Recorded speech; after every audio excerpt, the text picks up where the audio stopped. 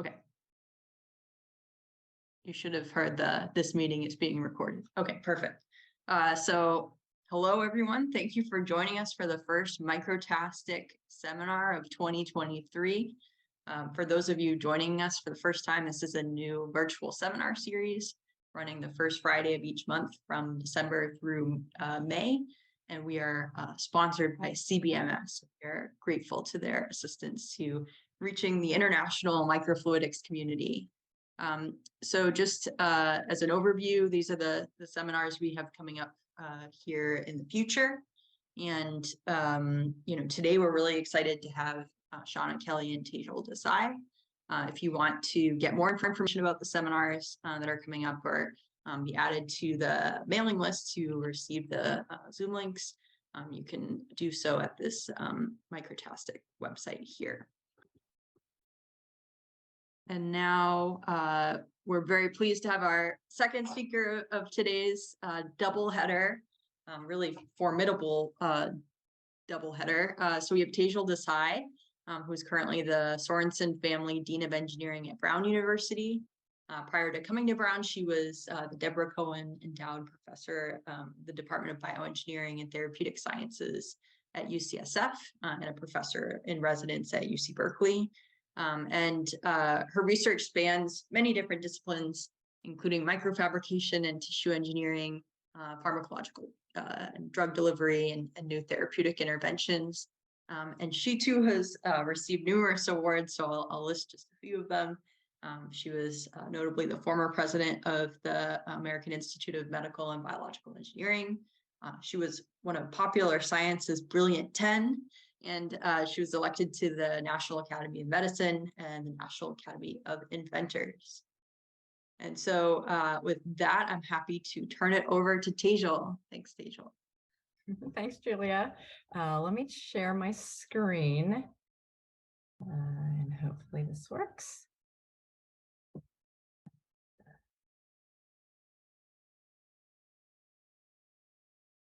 Hey, can everybody see that? Yes, looks great. Thanks. All right. So thanks so much for the invitation today. I am really pleased to be here and very excited about this seminar series. Although I am not necessarily a microfluidics person, I am really somebody who uses tools in micro and nanotechnology to really hopefully help therapeutic interventions. And for those of you who don't know, one of the things my lab has been really focused on is how we can modulate material structure in order to perturb and be able to access different regions in the body in order to deliver therapeutics. And over the course of a couple of decades, we've worked on a variety of systems ranging from transdermal and oral to retinal and cardiac systems, and more recently in the immune space as well. But today I wanted to talk a little bit about some of the things that we've done in oral delivery, in particular, both some of the platforms we've developed, but also how we're thinking about testing those and some new models to actually look at oral penetration of drugs. So one of the things that most people are aware of, but maybe not precisely why, is the challenge in delivering drugs orally. We often take a pill without much thought to what's actually happening with those drugs once they enter the GI system. And in fact, there are multiple barriers that limit the efficacy of drug delivery, ranging from the microenvironment of the GI system, which is low in pH and protease rich, to the actual cells that line the intestine, which are these epithelial cells that have really tight junctional boundaries that really try to keep things out, things like viruses and bacteria. But this, of course, limits our ability to get drugs across that system. So over the years, we've spent a lot of time thinking about how materials can play a role in facilitating and improving oral delivery. We've developed a number of different systems, and of course, I don't have time today to talk about those. But one of the things we found is that by tuning the structure of materials, we can actually enable sort of different types of both kinetics as well as access to regions within the intestine. And for example, we've developed things like planar microdevices. So instead of having a spherical pill or sort of a caplet that you might administer, if we change the architecture of the particle, if we make it thinner and flatter and more conformal, we can actually change the types of residence times we have of those particles within the GI system. We can also change the topography of those particles, making them sort of nanostructured or fuzzy, and such that they stick to the intestine, almost like Velcro. And we can insert different types of cargo into these particles and protect them so that we can get really unstable proteins or biologics into areas with very drastic changes in pH. And so what this has allowed us to do is really think about changing both the kinetics of how particles sort of transit down the epithelium. For example, if you simply change a particle from being a sphere to a more planar-like particle, you can change same composition, same material, just the change in geometry. You can change how those particles actually move down the intestine, therefore targeting different regions of the intestine. Similarly, by simply changing the shape, you can actually get a lot more drug absorption. This is a drug, acyclovir, which is used for viral treatment. Very hard to deliver normally, but when you just change the structure of the particle, you can actually get a several-fold improvement in drug delivery. One of the things we've been interested in is, can we actually develop techniques that will help us scale up these different types of particle morphologies? And so an example of the planar types of particles, we conventionally produce these through photolithography, where we'd use masks and sort of create arrays of particles. But more recently, we've actually worked on methods by which you can actually print these. So we can create sort of high throughput arrays of particles with different cargo, different protein loading. We can change the size, the shape, the types of aspect ratios of those particles. And we can do that in a way that is therapeutically meaningful, meaning that we can get gram quantities of particles made out of polymer systems that are structured in a certain way. We've also been able to show that if we take those planar particles and we put sort of nanostructure on those particles, we essentially structure the interface that will be interacting with the epithelial cell layer, we can actually get both higher adhesion in the intestine, but we also can get a lot more drug across the epithelium. Something that we spent a lot of time with, and I won't go into, is the fact that by designing the structure at the nanoscale, we can actually perturb the tight junctions of those epithelial cells and allow for drug to actually get through these usually impenetrable barriers.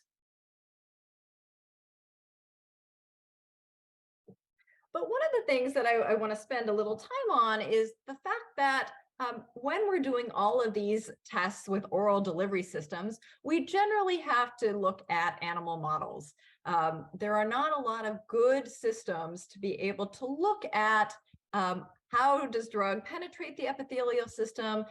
What are the kinetics of those systems? And importantly, really mimic the sort of biological aspects of transport that one would need in order to develop new drug delivery systems. And in fact, this has been a major hurdle in terms of developing oral therapeutics. The lack of preclinical models that can actually predict both clinical and ultimately human application within a variety of different spaces.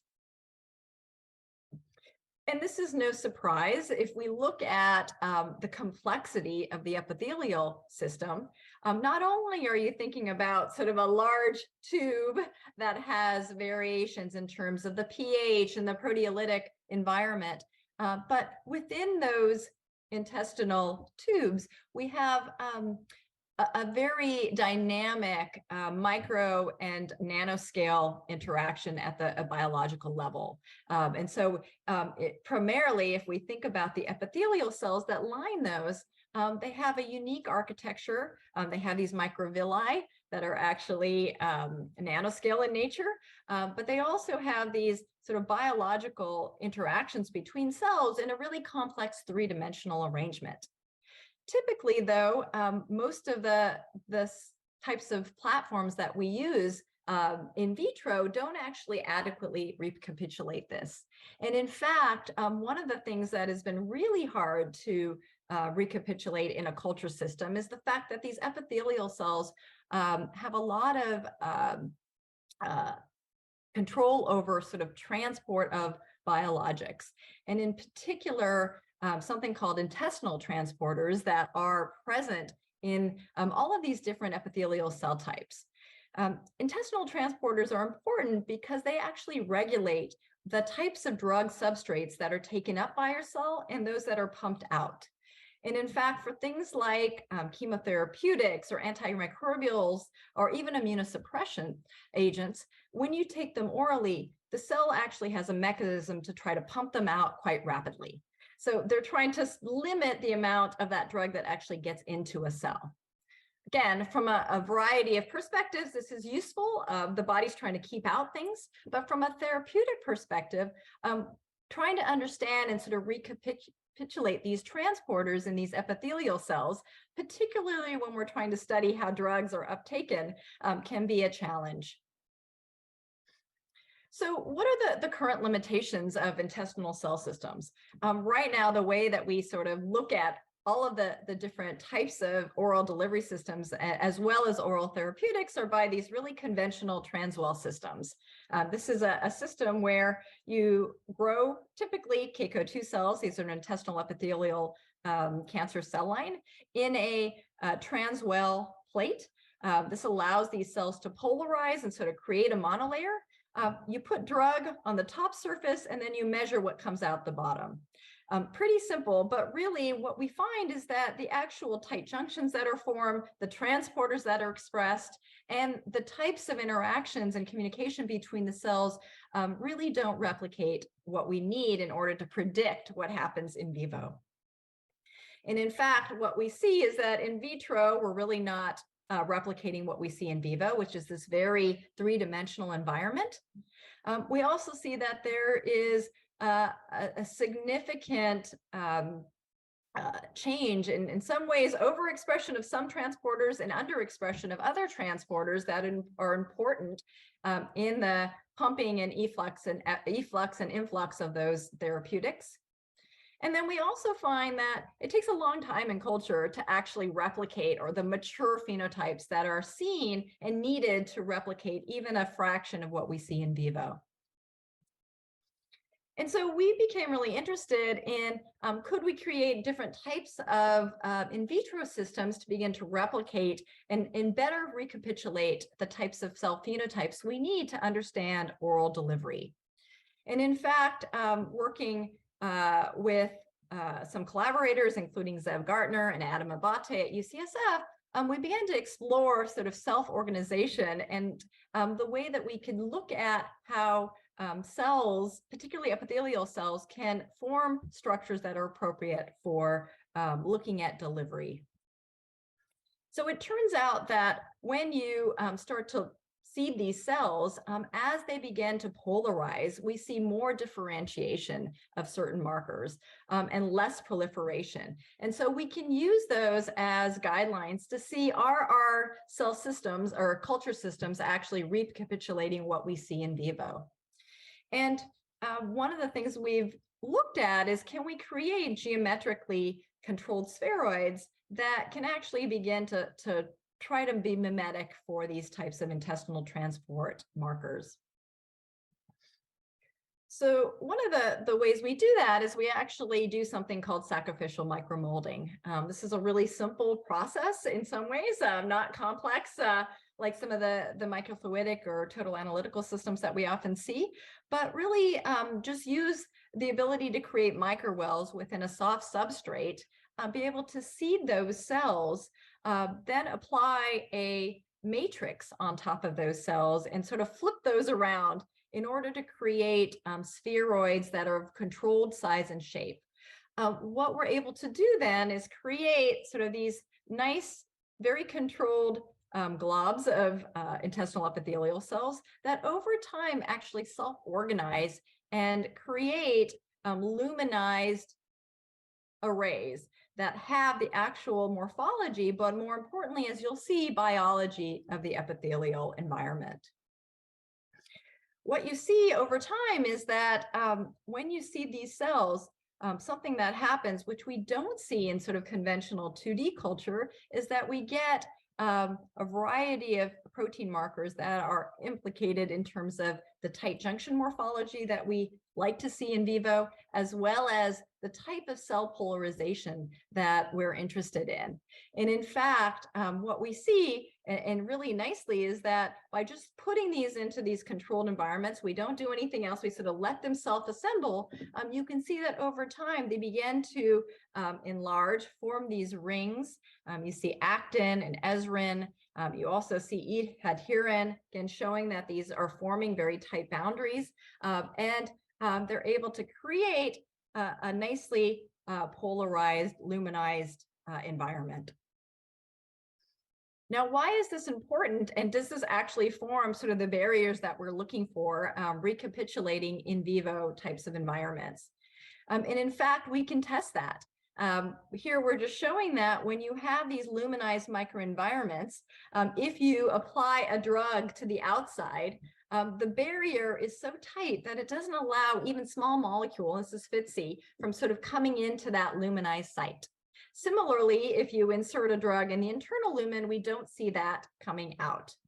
In fact, if you then add a chelating agent, something like EGTA, which disrupts tight junctions, we see that this all of a sudden the drug sort of rushes in and you see that barrier basically fall apart. Why is this important? Because if we're going to test how delivery systems and drug actually penetrate through these boundaries, we need to have robust systems that actually keep out things that we know generally don't transit. The other thing, and I mentioned this, is that the transporters that are so important and we never really see in 2D culture are actually very present in these 3D self-assembled types of systems.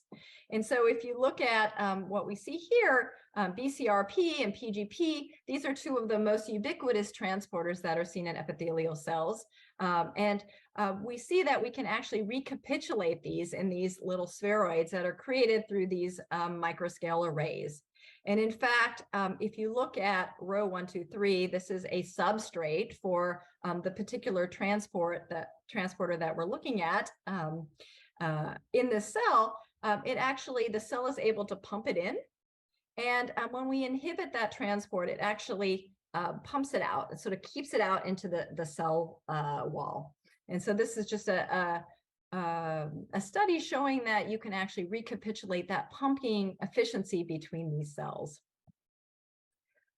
Moreover, when you have these sort of self-assembled monolayers, we find that they have both more differentiated and more maturation of these cells. They replicate both the tight junction expression and the occludin expression in a way that's more physiological. And they actually mature in a much more rapid timescale than our conventional types of transwells, those 2D cultures that are often used in both pharma as well as most biological labs. Now, what can we actually do with this? Well, I told you we've done a lot of work trying to create different microparticles that can address oral drug delivery. But one of the things that's really nice about this system is that we can take a particle, we can actually luminize our cells around that particle and actually have those cells both polarize and form these nice luminized microsystems such that we can study particle cell interactions. And so here, what we're doing is we're taking just a polymer, a hydrogel microparticle. These are those sort of planar microcubes or microstructures. We basically label it with FITC, and then we, when we're doing those microarrays, we actually drop the particles within those systems that have the cells and let them self-assemble around those particles. And what we see at day 0 here are the cells that are sort of interacting with a single particle, but over time, they deluminize, and then we actually have a system where we can study through microscopy and through other types of sensors what's happening with the particle. Is the particle able to penetrate through those tight junctions? Are we able to change the microenvironment due to the structure of the material that we're introducing? And in fact, if we put in things like Q dots, these are nanoparticles that are embedded in a microparticle, what we can see is what happens in terms of the dynamics over time. These are Q dots that are embedded in a maltodextrin microparticle. As the particle degrades away with a rapid change in pH, you can see the Q dots actually start to penetrate into the epithelial cells that are lining that lumen. Again, this allows us to look at what is the transport of nanoparticles through those epithelial environments and how we can begin to understand how efflux transporters and other types of transporter mechanisms actually pump those out. And in fact, what we see is that we can really look at, these are these little Q-dot nanoparticles, and they actually line the epithelial system. We can see that the epithelial cells do a really good job of keeping them out, even though they sort of penetrate or they line that system. And so it allows us to think about, okay, this is the size scale by which we need to interrogate these different environments. We can also do things like introduce pH sensors. So these are microfluidic snarf particles that are pH sensitive, and so we can actually monitor through a change in color the pH of the spheroids or the cysts. We can look at what changes when we introduce different components or drugs. And just with this sort of pH sensor within these self-assembled lumens, you can see what happens inside versus outside and how we can take advantage of these differentiated pHs. And what's interesting is that if we change the composition of the matrix in which we embed these cells, we can flip the polarity. And so one of the things that you may not have noticed is that in these systems, actually, the apical side is actually on the outside and the basal is on the inside. And that's because we embed these cells within a hydrogel or a Matrigel microwell system. If instead we actually embed a microparticle made of Matrigel in the center, the actual polarity will switch. And so then we can actually interrogate from the outside in as opposed to the inside out. And so this, again, allows us to do a lot of interesting tricks, in particular, beginning to start to interrogate how microsystems and nanosystems influence the epithelial microenvironment. So what are we doing? I don't have time to really talk about this, but we're really interested in, again, from a drug delivery perspective, how we can alter or influence the apical barrier using microcarriers, using these systems to really perturb and understand the biology. We're interested in how nanoparticles, in particular nanostructured particles, can basically penetrate or modulate the dynamics of tight junctions within the epithelial system. We're interested in self-organization and the dependence on the structure as well as the composition of the material. How does stiffness influence this? How does actual architecture or aspect ratio influence it? It turns out that when we have non-asymmetric particles that are embedded within these systems, we can change the type of self-organization. We can change this into longer tubes versus more spherical cysts. And so I'm going to end, and I know I only had 20 minutes or so, just by putting a few extra slides about, the science is really important and what we do in microtechnology, and especially some of the outstanding work that actually we saw in the previous talk, as well as all of you out there. But also one of the things that I'm really think is important to talk about as well is that within the microtechnology community, and particularly all of the trainees here, working to create inclusive communities, and that's something that I spend a lot of time on as well.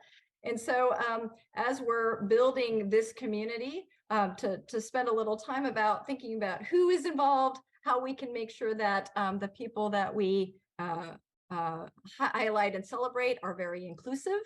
And finally, also, as I mentioned, I do a lot of work for advocacy. So one of the things that as we're developing science and we're developing different systems, whether they're analytical systems and diagnostics or even therapeutic systems, is to make sure that we let the public know what we're doing, and to be cognizant about how science is interpreted, how we talk about our science, and making sure we know that what we do is important to those around us. So with that, I am going to end. Hopefully I stay within my 20 minutes.